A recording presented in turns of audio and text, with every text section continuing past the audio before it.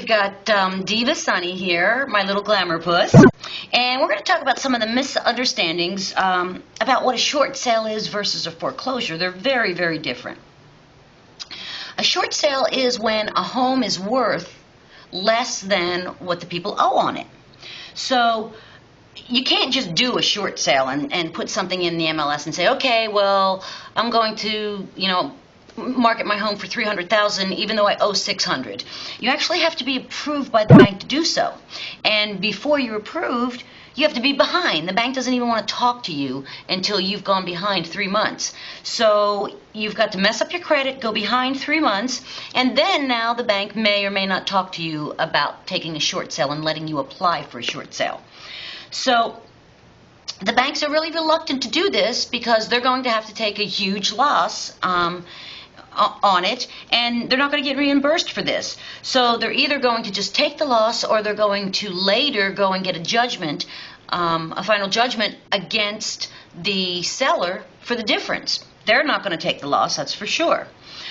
So the seller will apply to the bank, and there's an application process and a hardship letter. Then they have to say why they think the bank should take this loss and not them, basically. And then you put it in the MLS. You got to be very careful about what's in the MLS that says short sale. It's getting much better because now they're requiring people to actually be educated about short sales before they begin to negotiate them with the lenders. But in the past, basically, what a short sale is it's going to be in the MLS, and it's going to say that this sale is subject to lender approval. So, and this is the honest to goodness truth, there was one that had $10,000 on the home, and it was a gorgeous beachfront home in Destin, and they put the list price at $10,000. That's because they can do that because it's subject to the lender's approval. No lender is going to approve $10,000. The mortgage was $3 million. Now that particular home is bank owned, as a matter of fact. It didn't sell at a short sale. But as a short sale, they can put anything for that price, and it doesn't mean that the bank has agreed to take that. So just because you see a short sale with $299, that doesn't mean that you're going to get it, and that doesn't mean the bank has said we'll take $299. You put your offer in, and the banks rarely will say, pre-approve a price and say, okay, we'll take this much. What they'll more often do is say to the listing realtor, you put it in there and get us some offers and let us look at it. So the only way you really have something, Diva Sunny had a rough night, so the only way you can really say pre-approved in there in most cases is there's been an offer, the bank has countered, and this is what they've countered at. You're going to wait anywhere up to 6 months to get an approval on a short sale. Some are a little quicker, some are a little longer, but you got to go in when you buy a short sale, put your earnest money down, and basically the seller is going to generally accept your contract. He doesn't care. He's getting out, and he's losing that balance, that huge mortgage, and then it gets submitted to the bank.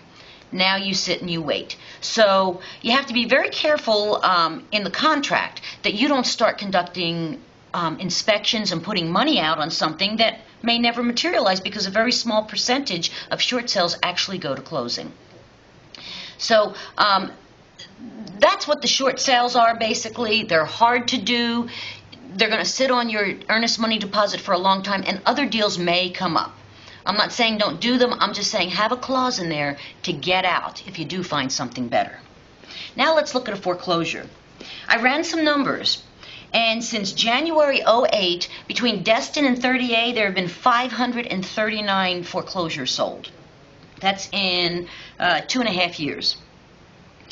Since January of 09, which is basically a year and a half, there's been 423 sold foreclosures. And since June 1st, which is less than a year, there's been 287. So we're on track about, there were a lot of them clearly between January and June. If there were 423, there were double the amount that there have been in these 6 months. But when you look at it, that's the same amount per year, basically.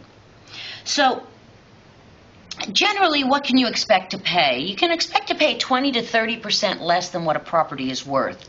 You should, on a foreclosure or a short sale. I looked up some numbers, and 0 to 49.4% decreases have been what banks have taken. The average has been 93.7% of what they're asking is what the banks are taking. So I had to look deeper.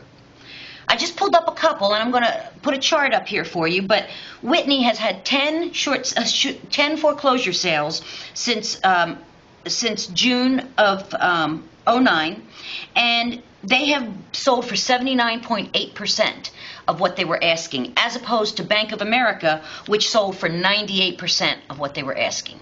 So it helps to analyze what the bank's taking. It doesn't necessarily mean it's a better deal. It just means that we have to look at those trends because they're either pricing them right or they're not budging on their prices. So next segment, we're going to take a look at some general trends that have occurred and some numbers that were just released and some of my picks for the best foreclosures in the area.